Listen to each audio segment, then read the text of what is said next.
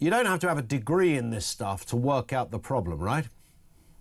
No, indeed. I think it's a bit of common sense. If you have lots of people coming in a very short space of time, that is going to create pressures, as you said, on housing, on infrastructure, on public services.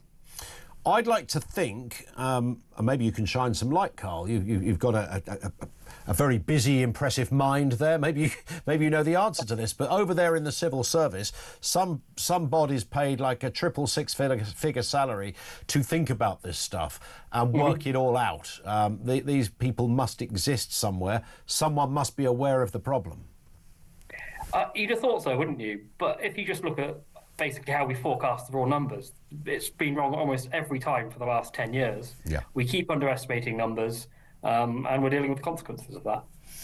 I mean, in terms of what we do about it, we all know, notionally, if you said, right, here's a piece of A4, jot down how you would address this, you'd write, well, build more hospitals, build more homes, but make sure that the infrastructure for schools are in place and all the other areas that are required for a civilized life in the sort of almost the mid-21st century. We know what to do, but, we have a problem today with all of that stuff, and this is half a decade away. I mean, there is some pretty tricky stuff coming down the tracks here.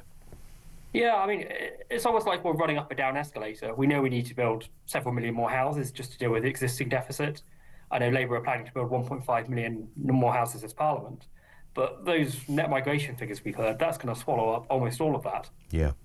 What do we know about when we talk about net migration, I know that there is a seductive argument that says, but these are all neurosurgeons and stuff like that and engineers. So don't worry, because these people are putting shed loads of money into the system.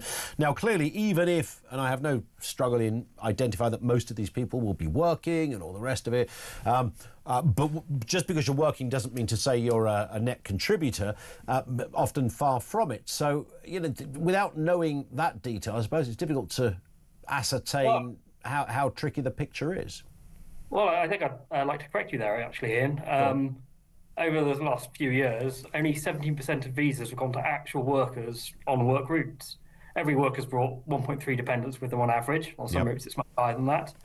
And the big chunk of net migration is sort of family routes, family reunions, sort of groups of people who tend not to have as high activity rates from employment rates. And then, as you said, I think a lot of people coming on the work routes, they might be doing important, valuable work, but it is low-paid work. In fiscal terms, they're not likely to be net contributors if they stay here and they settle here. Yeah. And there's good reasons to think a lot of people will choose to settle here long-term. So we haven't got 5 million neurosurgeons coming our way. I mean, no, that would create a whole other problem, wouldn't it, in terms of employment for the neurosurgical operations of our country. Is there any do we ever get any response from government on these kind of figures? If I were to call, the number 10 now, or the relevant departments, because this would sprawl across many departments, I would guess. What would they say to this? How would a politician answer this, what is clearly a troubling time coming our way? Well, what they probably said there is look, the ONS says numbers are going to come down to 340,000 a year by 2029. That's a third of the rate it was a couple of years ago under the Conservatives. Labour are fixing the problem. But people forget that 340,000 is still absolutely unprecedented as far as numbers go before 2020. Yeah. It averaged, 241,000 in the 2020s? Sure. I think we're at risk of being desensitised to the scale of this and the scale of the pressures it's going to bring. There it is. Karl, thank you for your time. Really appreciate that. Karl Williams, he is Research Director at the Centre for Policy Studies. This is one of those stories, there's a bit of a water cooler thing in it, where you say to somebody, well, I heard today on the radio, population will increase by 5 million. Everyone goes, wow, that's a lot of people. How are they going to do that? And then everyone goes away and goes home and has cheese on toast and watches TV and goes to bed. When you really stop to think about this, I mean, it is a horrifying prospect that we're currently living in a world where we haven't got enough school places. We've got issues within those school places. I was talking to one teacher yesterday in a senior position who was explaining that I think the number was something like 1.6 million children have a neurodivergence of some kind, special educational needs of some kind or requirements. 1.6 million. And they're trying to deal with that. It's exponential increase over such a short amount of years. Can argue forever what's behind that. You know, we diagnose more, and if you send a kid to a clinic, you're always going to get some kind of analysis, even if it's only sort of vaguely, you know, on the, to coin the old phrase, spectrum, but you're going to get something back. So that's just in education. Then we've got housing. You know, Labour are promising to build, was it 1.5 million homes, 300,000 a year. They're halfway through their tenure of the first year. Have they built 150,000 homes since last July? I don't know. One would assume that that would have to happen to be on target. And then, of course, you've got the health service. So all of these areas are already in massive trouble. I mean, huge trouble. Just think of our health systems, by the way. Absolutely on their knees at the moment in so many areas. Schools, housing and health. Three prongs. And then you put that against the backdrop of the employment spectre, and as Karl, our last guest, said, not everybody who's coming in is going to be working, there he is again, the neurosurgeon job. So there's that. There's also the issue as to what sort of jobs, both in terms of availability and in terms of what they would pay, will be around in the next 5, 10, 15 years. So when you just take a very, and I'm giving just a crude analysis of the problem here, what's coming our way is literally impossible, right? Does that overstate it? It's literally impossible to have a civilized working environment as a country if you increase the population by that kind of number in such a short period of time. Impossible.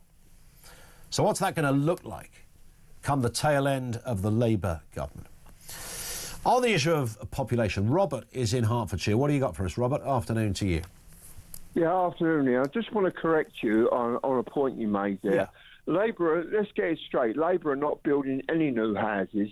They're being built privately, and they will be leased back to the government. The same as the prisons. They're not going to build any new prisons. They will be built privately, of course, and leased back to the government at a premium. Yeah. No, they. I don't think any government is promising these days to build them themselves. But under their watch, they reckon they can guarantee 3 million new homes. Yeah, regarding the population... Well, 1.5 million new homes, I think it is. Yeah, regarding your point on the population, most of the population who are reproducing most are the ones who don't have to worry about rent and going to work because they're being paid for by the state. It's as simple as that.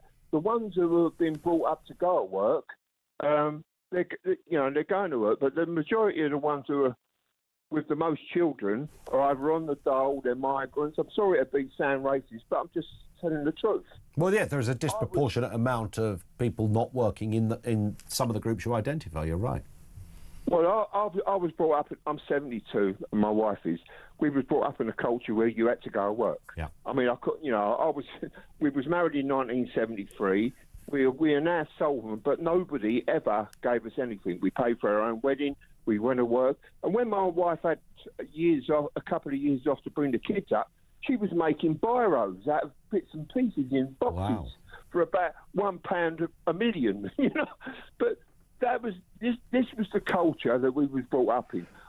With my dad, I could never have a day off of work. He'd kick me out of bed. I mean, you know, whether it's the culture that's being, you know, presented now, I don't know. But all I know is in the 60s, when I went to work, everybody went to work. I mean, nobody left my school without a job. Nobody. People used to come round punting for your work.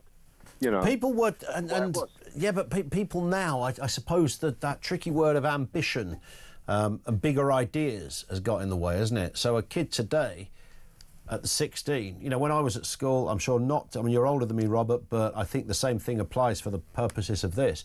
You know, if somebody in the classroom said, I'm going to become a bricklayer when I left school, everyone would go, wow, that's fantastic. That's a great job. You'll always have work. If somebody said that today, I reckon the class would turn around and look at them and think, what's wrong with him? He wants to be a bricklayer. Who wants to be a bricklayer? Well, I went to a secondary school where they did have bricklaying workshop, they had a plumbing workshop, they had a decorating workshop. So you never, if you wasn't academically bright, you still left with a job. Yeah. There was I never knew any of my friends who were out of work. You just didn't think of it. My first week's wages was £4. Yeah. and I was Billy Big Biscuits on Friday night. I bet you were. You know, Lurking the streets of Hertfordshire with your wonga. Yeah, I hear it, Robert. I think it's the way that you're brought up. I think if you're brought up from a household where the dad's on the dole, the mum's on the dole... Then it begets the same problem. It does indeed. That's very true. But I do think that appetites have changed. I do think... Remember, that I've told this story a gazillion times, when a guy called us up and he'd suggested to his daughter, who was like a student or in sixth form... she wasn't... I think she was in sixth form. She was looking for a Saturday job, and he saw a sign on a Starbucks or Costa window that said, you know, baristas wanted. You know, weekend casual work, and he told his daughter, and she said, "Why would I want to do that? That's an immigrant job." And she didn't say it to make a racist point. She said it to make a point that people of her generation don't generally do that. Wow. Now, when I was at school, having a Saturday job was a really good thing. If you had a Saturday job of some description, it was great. I worked in Iceland. What's wrong with that, I hear you ask? Absolutely nothing. Loved it. My mate cleaned vans at a wholesale place. He did that. Finn, who's on our phones, worked down there at Gravity, which is an empire of trampolining, for those who don't know, down at Blue Water. They're not just at Blue Water, are they, Finn? They're all over the place. But worldwide. Are they worldwide, Gravity? I didn't... No, he's just made that up. But they are all over the place, because you have to click the little thing on the line to say which one you want to go to. So, you know, you do these things. But that has changed. So, you know, this guy that called us back in the day was saying, you know, it's a bit like when he suggested his daughter work in Costa, it was like saying she should be a toilet cleaner in her mind. So I think all of that has changed. And nobody would have balked when I was at school. I know it was a very kind of sort of archetypal state school, mostly council house kids. So if you wanted to become a hairdresser or a bricklayer or a mechanic or something like that, it was those kind of jobs, not exclusively, but mostly. There was a couple of differences. There was a guy called Jonathan, who was a bright guy. I think he went off to grammar. He was always going to do something in the science world, and I think he went on to do that. There was a few exceptions. One guy became a chef and ended up, travelling the world. But that was many years later. But broadly speaking, ordinary jobs are not quite as attractive as they once were. They're just not on the list in the same kind of way. So there's a problem there as well. 0344 499 1000. We'll go back to it in just a couple of moments. Coming up on 10 to 3, the Voice of Doom is back, by the way. Day 13. 13? 13? 14? 14? 2 weeks? What, a fortnight? Yes, 2 weeks.